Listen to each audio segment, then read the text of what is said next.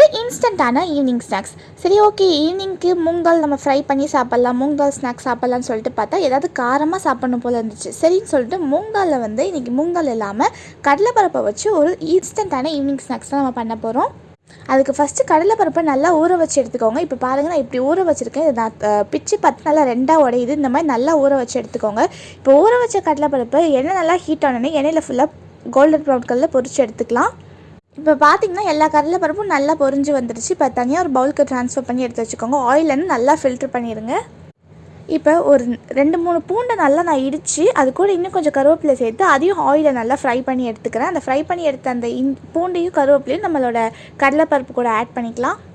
இப்போ அது ரெண்டுத்தையும் சேர்த்து நல்லா ஒரு தடவை மிக்ஸ் பண்ணிவிட்டு அது கூட தேவையான அளவு உப்பு, கொஞ்சமாக மிளகாத்தூள் போட்டு நல்லா டாஸ் பண்ணி எடுத்துடுங்க. அவ்வளோதான், நம்மளோட இன்ஸ்டண்ட்டான ஈவினிங் ஸ்நாக்ஸ் ரெடி ஆகிடும். இது வந்து புதுவிதமான ட்ரை, ஆனால் கண்டிப்பாக நான் இருக்கேன். உங்கள் வீட்டில் ட்ரை பண்ணி பாருங்கள். பை.